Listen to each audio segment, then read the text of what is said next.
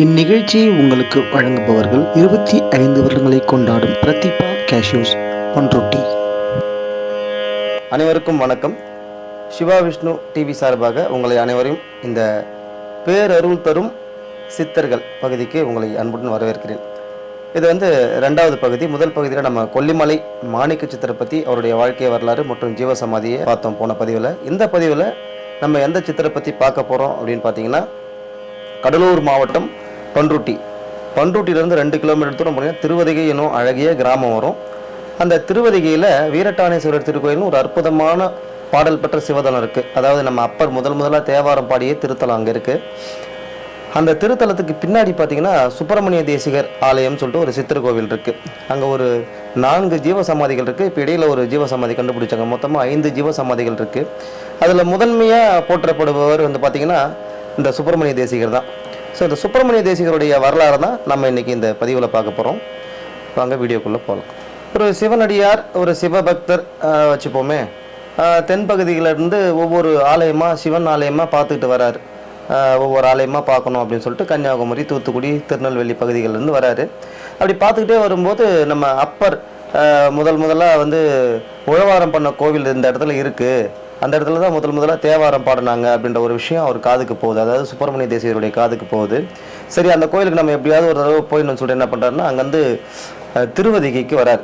திருவதிகை பார்க்கும்போது திருவதிகை வீரட்டானேஸ்வரர் கோயில் பார்த்திங்கன்னா அவர் பார்க்கும் சமயத்தில், அதாவது ஒரு 200 வருஷத்துக்கு முன்னாடின்னு வச்சுக்கோங்களேன், முகலாயர்கள் படையெடுப்பு மற்றும் ஆங்கிலேயர்கள் படையெடுப்பு காரணமாக அந்த கோவிலுடைய வெளிப்பிரகாரம், அதாவது 3வது மதில், 2வது மதில், மொத்தம் 3 மதில் இருக்கும். அந்த 2 மதில்கள் பார்த்திங்கன்னா ரொம்ப சிதிலமடைஞ்சு போய், அதாவது எல்லாம் இடிஞ்சு உடஞ்சி ரொம்ப மோசமான நிலைமையில் இருந்திருக்கு. அதை பார்த்தோன்னே ரொம்ப வருத்தப்பட்டிருக்காரு நம்ம சுப்பிரமணிய தேசிகர். என்னடா இது இப்படி ஆகிப்போச்சு, இப்படி இருக்குது, எப்பேற்பட்ட கோவில் இது, எப்படி பாதுகாத்து வைக்கணும்? ஏன்னா அப்பர் பல வருஷம் அங்கே உழவாரப்படி செஞ்சுருக்காரு. அப்பருடைய கால் படாத இடமே கிடையாது அந்த கோவிலில். அவ்வளோ அற்புதமான கோவில் அது. அது மாதிரி அப்பருடைய தமக்கையான, அதாவது அப்பருடைய சகோதரி அக்கா திலகவதியார் அம்மா கிட்டத்தட்ட 50க்கும் மேற்பட்ட வருடங்கள் அங்கே சிவ தொன்று ஆட்டியிருக்காங்க. கிட்டத்தட்ட 50 வருஷத்துக்கு மேலே சிவ தொன்று அந்த கோவிலில் புரிஞ்சிருக்காங்க. அப்பேற்பட்ட அற்புதமான தலம் இப்படி இருக்கேன்னு சொல்லிட்டு ரொம்ப வருத்தப்பட்டு அந்த ஊரில் இருக்கிற ஒரு 2 பேர் கூப்பிட்டு, அப்பா அங்கே வாங்கப்பா, கொஞ்சம் இந்த மாதிரி இந்த கோவிலெலாம் முதல்லாம் கொஞ்சம் சரி பண்ணணும், யாராவது ஆள் இருந்தால் சொல்லுங்கள் அப்படின்னு சொல்லிட்டு அந்த 2 பேர். அப்போ அந்த 2 பேரும் இவரை பார்த்துட்டு, இவர் இருந்த கோலத்தை பார்த்துட்டு, ஆண்டிங்க எப்படி இருப்பாங்க, கோமணம் கட்டிக்கிட்டு, இல்லைனா ஒரு காவி வேட்டி கட்டிட்டு, அப்போ காவி வேட்டி கூட இல்லையா, கோமணம் கட்டிக்கிட்டு ஏதாவது ஒரு துண்டு மாதிரி போட்டுட்டு இருந்திருப்பாங்கன்னு நினைக்கிறேன். ஏன்னா அதெல்லாம் நம்ம கண்ணால் பார்க்கல, வரலாறு சொல்கிறத வச்சு தான் நம்ம சொல்கிறோம். ஸோ அவரை பார்த்துட்டு நக்கலாக சிரிச்சுட்டு, சரி ஆளை கூப்பிட்டு வரேன், யார் கூலி கொடுப்பாங்க அப்படின்னு சொல்லிட்டு நக்கலாக கேட்டிருக்காரு. அதுக்கு சுப்பிரமணிய தேசிகர் மௌனமாக சிரிச்சுக்கிட்டு, உனக்கு என்னப்பா கூலி தானேப்பா, நான் கொடுக்குறேன்பா அப்படின்ற மாதிரி ஒரு சொல்ல, நீ எங்கள் மனசுக்குள்ளே நீங்கள் என்ன கொடுக்க போகிற, நீயே பாவம் பிச்சை எடுத்து கிடக்குற அப்படின்ற மாதிரி ஓட்டிட்டு ஒருத்தர் சொல்ல, இப்போ பக்கத்தில் இருந்த இன்னொருத்தர் என்ன சொல்லியிருக்காருன்னா, ஐயோ ஏதோ சொல்கிறாரு சாமி, வாயா 2 பேரை கூட்டு வந்து விடுவோம் அப்படின்னு சொல்லிட்டு இன்னொருத்தர் சொன்னோடனே, சரி 2 பேரும் போயிட்டு ஒரு 2 பேரை கூட்டு இவங்க கொத்தனார் வேலை செய்வாங்க அப்படின்னு சொல்லிட்டு அறிமுகப்படுத்துகிறாங்க. அந்த 2 பேரும் பார்த்தீங்கன்னா அடுத்த நாள் காலையில் வேலை செய்கிறாங்க. அதாவது நல்லா புரிஞ்சுக்கோங்க, திருவதிகை வீரட்டானேஸ்வரர் திருக்கோயிலுடைய மதில் வேலைகள் செஞ்சுக்கிட்டு இருக்காங்க. இப்போ 2 பேரும் வேலையை அன்றைக்கி ஃபுல்லாக முடிக்கிறாங்க. ஒருத்தர் நல்லா சுறுசுறுப்பாக அவருடைய வேலையை செய்கிறாரு, ஒருத்தர் கொஞ்சம் நார்மலான வேலை செய்கிறாரு. வேலை முடிஞ்சு சம்பளம் வாங்குற டைம் போச்சு, ஈவினிங் டைம் போச்சு. இப்போ சுப்பிரமணிய தேசிகர் எங்கே இருக்காருன்னு தேடி பிடிச்சப்பா, இந்த மாதிரி வேலையை முடிச்சாச்சு, நான் சம்பளம் கொடுங்க அப்படின்னோடனே இப்படி கையை மேலே தூக்குறாரு. அப்போ பார்த்தீங்கன்னா இப்போ இருக்கிற அந்த திருவதிகை வீரட்டானேஸ்வரர் கோயிலுக்கு உட்பட்ட அந்த பக்கம் சுற்றி பார்த்தீங்கன்னா வில்வ மரக்காடுகளும் சரக்கொன்றை மரக்காடுகளும் அந்த இடத்துல நிறைஞ்சு இருந்திருக்கு. அது ஒரு காடு தான் ஆக்சுவலாக. அப்போ அந்த வில்வ தழையை உருவி நல்லா சுறுசுறுப்பாக நிறையா வேலை செய்வாங்க இப்படி கொடுத்துருக்காரு. அவன் அந்த தழையை அவன் கையில் வாங்கி அவன் ஓப்பன் பண்ணி பார்க்கும்போது என்னென்னா தங்க காசு இருந்திருக்கு. அதாவது அவன் வேலை செஞ்சதுக்கு உண்டான கூலி எவ்வளவோ அது அவன் கையில் தங்கமாக இருந்திருக்கு. இன்னொருத்தவங்க கொஞ்சம் சோம்பலாக, கொஞ்சம் என்ன சம்பளம் கொடுக்க போகிறாரு பார்ப்போம் அப்படின்ற மாதிரி 2 கட்டா மனசாக வேலை செஞ்சவருக்கு சரக்கொன்றை முறை அந்த தழையை உருவி கையில் கொடுத்துருக்காரு. அவர் கையில் வெள்ளி காசு வந்திருக்கு, அவருக்கு செஞ்ச வேலைக்கு ஏற்ற மாதிரி கூலின்னு வச்சுக்கோங்களேன். இப்போ என்னென்னா இவங்க சந்தோஷமாக போகிறாங்க, போயிட்டு ஊரில் எல்லார்ட்டையும் சொல்லிட்டாங்க இந்த மாதிரி ஒரு சாமியார் வந்தார், நாங்கள் கூட ஏதோ ஒரு சம்பளம் கொடுப்பாரோ கொடுக்க மாட்டாரோன்ற மாதிரி தான் நாங்கள் வேலை செஞ்சோம். ஆனால் அவருக்கு என்ன ஆச்சரியம், இப்படி கை நீட்டினார், கை நீட்டி மேலே இப்படி இது பண்ணார், தங்கமாக வருது வெள்ளியாக வருது அப்படின்னு சொல்லிட்டு நைட்டெல்லாம் சொன்ன உடனே மறுநாள் கிட்டத்தட்ட வந்து நூற்றுக்கணக்கான பேர் வந்து அந்த வேலையை செய்ய வராங்க. அதாவது வீரட்டானேஸ்வரர் கோயிலுடைய அந்த வேலைகளை. இப்போ நூற்றுக்கணக்கான பேர் வேலை நடக்குது, விறுவிறுன்னு வேலை நடந்து போயிட்டுருக்கு. கிட்டத்தட்ட பெரிய கோயில், அது நான் உங்களுக்கு விஷுவல் காமிக்கிறேன். பெரிய கோவில், கிட்டத்தட்ட எல்லா வேலையும் சுறுசுறுப்பாக நடந்துக்கிட்டு இருக்கு. அந்த கோவிலுக்கு பின்னாடியே ஒரு சின்ன ஒரு குடிசை போட்டுக்கிட்டு இவர் உட்காந்துக்கிட்டு இந்த வேலையெல்லாம் பார்த்துக்கிட்டு இருக்காரு, இறைவனை வணங்கிட்டு இருக்காரு.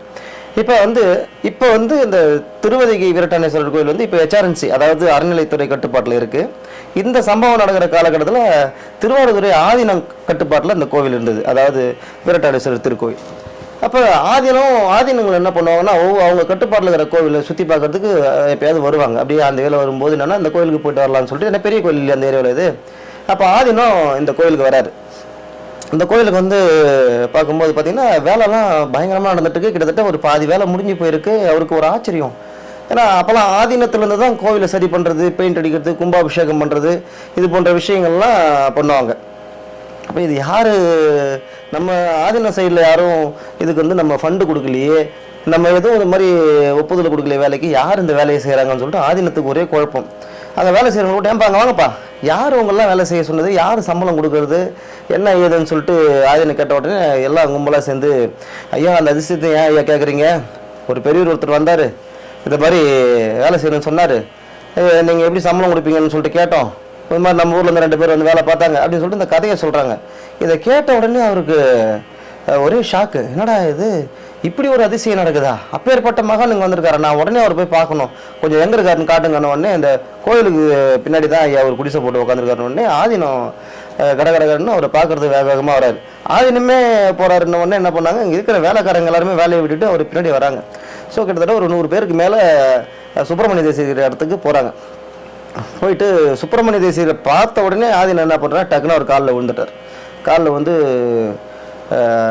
அவருக்கு ஏதோ ஒரு, அதுதான் சொல்லி அந்த இறையில் இருக்கிறவங்களுக்கு தெரியும் அவங்க உண்மையாகவே மகானா என்னன்னு சொல்லிட்டு, மகான்னு சொல்லிட்டு காலை தொட்டு கும்பிட்டு, ஐயா என்ன நீங்கள் தயவு செய்து உங்களுடைய சீடராக ஏற்றுக்குங்க, இனிமேல் நான் தான் உங்கள் சீடர், என்னை தயவு செய்து சீடராக ஏற்றுங்க அப்படின்னு சொல்லிட்டு சொன்ன உடனே சுப்பிரமணிய தேசிகர் அப்படியே வான் நோக்கி பார்க்குறாரு. சரி, இறைவனுடைய கட்டளை இதுதான், நம்ம என்ன பண்ண முடியும், சரிங்க ஐயான்னு சொல்லிட்டு அவர் சீடராக ஏற்றுக்கிறாரு. அன்னையிலேருந்து இவங்க 2 பேர் சேர்ந்து எக்கச்சக்கமான வேலைகள் அந்த கோவிலில் செஞ்சுருக்காங்க. அதாவது திருவதிகை வீரட்டானேஸ்வரர் கோயிலில் நிறைய வேலைகள் செஞ்சு அற்புதமான இவரை, அதாவது ஆதீனத்தை கூட வச்சுக்கிட்டு இதை செய்ய அதை செய்யன்னு சொல்லிட்டு மேற்பார்வையில் அந்த கோவிலையே அற்புதமாக முன்னாடி இருக்கிற இந்த 14 கால் மண்டபம் இவர் தலைமையில் தான், அதாவது சுப்பிரமணிய தேசிகர் இருக்கும்போது தான் அதை கட்டினது. 2வது நம்ம இந்த கோயிலில் இருக்கிற அம்பாள் சன்னதி தனியாக கட்டியிருப்பாங்க. ஸோ இது மாதிரி பல விஷயங்கள் அங்கே செஞ்சாங்க.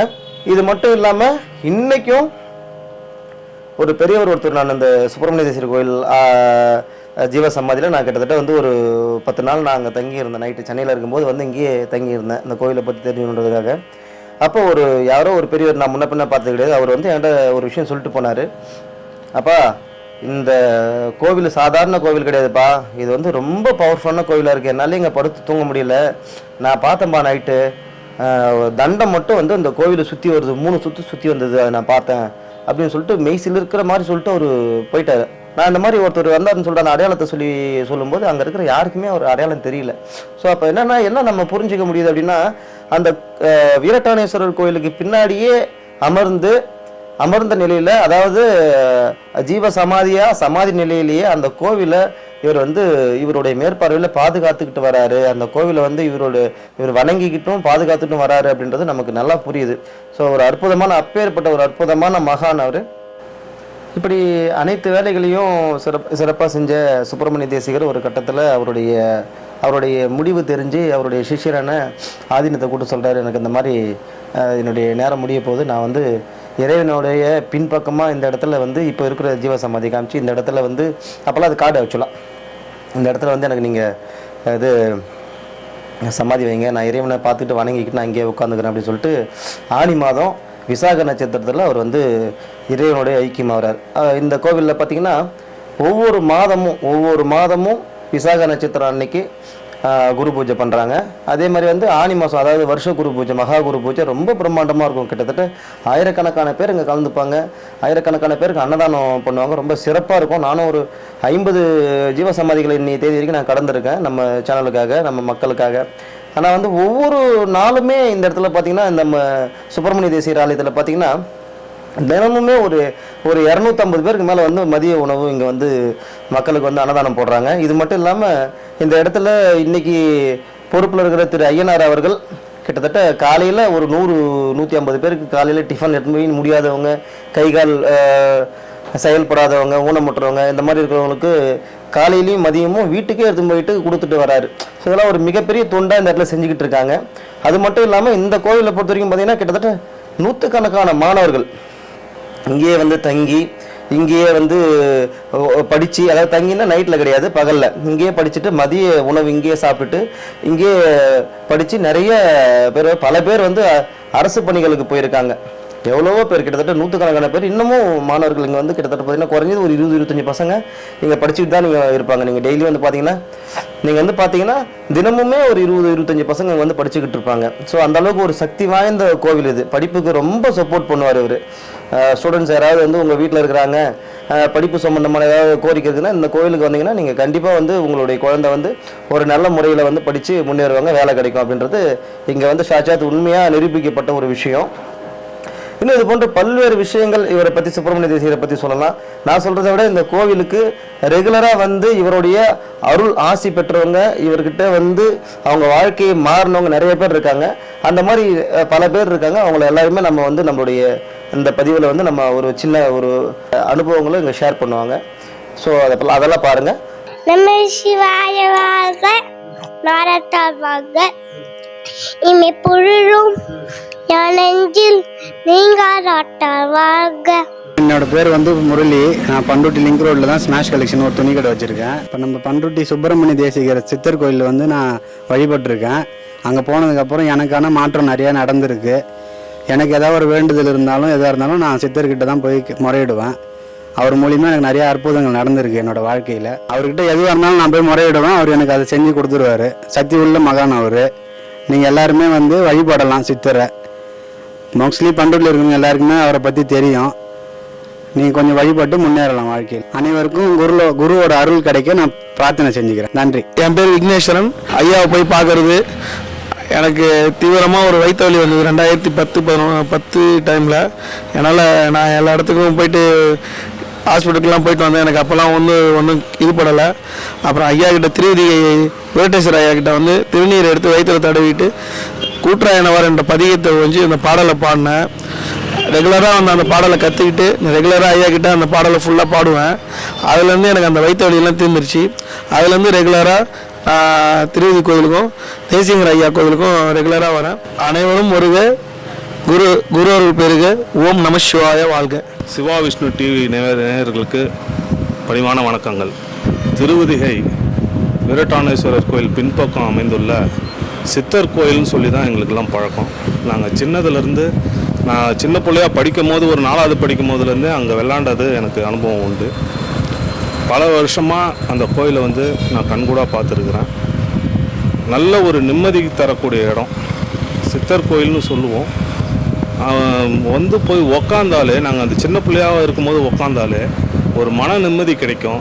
பல தடவை நாங்கள் அங்கே பாட புத்தகங்களை எடுத்து போய் வச்சு படிச்சிருக்கிறோம். இன்னும் நிறையா சம்பவங்கள் வந்து அங்கே நடந்திருக்குது. எங்களுக்கு நல்ல ஒரு சக்தி வாய்ந்த ஒரு சித்தர் பீடம் அது. இன்றைக்கி நாங்கள் வளரும் போது அந்த கோயில் எங்களை விட மிக வேகமாக அதிகபட்சமாக வளர்ந்துருக்கு. அதை நினைக்கும் போது ரொம்ப சந்தோஷம். தினம் தினம் அன்னதானம் வந்து நடைபெறுகிறது. இதில் நிறையா பேர் வந்து அவங்களால என்ன முடியுதோ, அவங்களால 1 கிலோ அரிசி முடியுதோ, 1 கிலோ காய்கறி முடியுதோ விருப்பப்பட்டு இதில் நிறையா பேர் செய்கிறாங்க. அதேமாரி இன்றைக்கி அந்த சித்தர் கோயிலுக்கு பல விதமான கட்டிடங்கள் வந்து எழும்பின்னு இருக்குது. அந்த கட்டிடத்துக்கும் அவங்களால என்ன இயல முடியுதோ அதை செய்கிறாங்க. இன்னொன்று, அந்த சித்தர் கோயிலில் போய் நம்ம உட்காந்து ஒரு 10 நிமிஷம் தானம் பண்ணாலே நம்மளுக்கு அப்படி ஒரு புத்துணர்வு கிடைக்குது. நல்ல சிறப்பான அருமையான ஒரு சித்தர் கோயில் பண்ருட்டில் அமைஞ்சிருக்கு. இது வந்து பல பேருக்கு இன்னும் பண்ருட்டில் வாழறவங்களுக்கே தெரியல. சும்மா அப்படி போகும்போது ஏதோ ஒரு கோயில் நினச்சின்னு போகிறாங்க. ஆனால் என்னோட அனுபவபூர்வமாக சொல்கிறேன். நான் அடிக்கடி போய் அங்கே உக்காடுறது உண்டு. அன்னதானம் சாப்பிட்ருக்கிறேன், உக்காந்து தியானம் பண்ணியிருக்கிறேன். அதில் தியானம் பண்ணிட்டு வந்தோன்னா அன்றைக்கி பூரா வந்து அவ்வளோ ஒரு பீஸ்ஃபுல்லான நாளாக இருக்கும், இனிமையான நாளாக இருக்கும். எப்பப்பெல்லாம் எனக்கு மனசு கஷ்டம் வருதோ அங்கே போய் ஒரு 10 நிமிஷம் உக்காந்துட்டு வருவேன். அந்த அளவுக்கு ஒரு சிறப்பு பெற்ற கோயில். எல்லாருமே வந்து சித்தர் கோயிலுக்கு வந்து இன்னும் மேலும் அந்த சித்தர் கோயில் வளர்ச்சி அடைய நல்ல வழிபாடுகளை செய்யுங்கன்னு இது மூலிமா நான் கேட்டுக்கொள்கிறேன். வணக்கம், நான் கோல்டு பில்டிங் மெட்டீரியல் பெயிண்ட்ஸ்லேருந்து ஒர்க் பண்ணிகிட்ருக்கேன். இங்கே பார்த்தீங்கன்னா பண்ருட்டி சித்தர் கோயில் ஒன்று இருக்குது, சூரன் சித்தர் கோயில். இங்கே பார்த்தீங்கன்னா உள்ள கோயிலுக்கு போனீங்கன்னா மன நிம்மதியும் சரி, ஒரு மாற்றமும் சரி நிறையா இருக்கும். மைண்ட் ரிலாக்ஸ்டு நிறையா இருக்குது. ஃபஸ்ட்டு இங்கே கோயில் நிறைய பேர் வந்து பார்க்கலாம். பார்த்தீங்கன்னா கொஞ்சம் எல்லாருக்கும் மைண்ட் ரிலாக்ஸ்டு கன்ஃபார்ம் இருக்கும். என் பேர் சங்கருங்க. பண்ருட்டி காஞ்சி ரோட்டில் இருக்கிற வேல்முருகன் துணி கடை வச்சுருக்கிறேன். நான் அடிக்கடி திருவதி கோயிலுக்கு போவேன், சித்தர் கோயிலுக்கு போய் இப்போ கொஞ்ச நேரம் அமைதிக்காக போய் உட்காருவேன். என் மன கஷ்டமாக இருந்தால் அங்கே போய் உட்காருவேன். கொஞ்சம் நல்லது நடக்கும், கொஞ்சம் மாற்றங்கள் நிறையா நடந்திருக்கு. என்னை மாரி நீங்களும் போய் கொஞ்சம் பயன்படுங்க. துணி எடுக்க வந்தவங்க சொன்னாங்க, கொஞ்சம் போய் அங்கே கொஞ்சம் மாற்றங்கள் நடந்தது, நீங்களும் போய் பாருங்கள் அப்படின்னு சொன்னாங்க. துணி எடுக்க வந்தவங்க சொன்னதை வச்சு நான் போனேன். எனக்கும் நிறையா மாற்றங்கள் நடந்தது. நீங்களும் உங்களுடைய குடும்பத்தாரும் போய் இந்த சாமியை பார்த்து அருள் பெறுங்க. நம்ம கடையில் சாமி துணி அனைத்தும் கிடைக்குங்க. சாமி துணி வேணுன்றவங்க நம்ம கடைக்கு வந்து பயன்பெறுங்க. வீரட்ட தலம் என்று சொல்லக்கூடிய இந்த தலத்தில் பெரிய நாயகி உடன் உரை வீரட்டானேஸ்வர பெருமான் எழுந்தருளி அருள்பாலிக்கிற இந்த தலத்தில் கோயில் பிரகாரத்தில் இப்போ கொஞ்ச காலமாக நிறைய பேர் பௌர்ணமி கிரிவலம் வர்ற அளவுக்கு திருவருளும் குருவருளும் நமக்கு கூட்டி வச்சிருக்கு. இந்த இடத்துல நம்ம ஒரு 16 கால் மண்டபம் கட்டுறது அப்படிங்கிற சிந்தனையை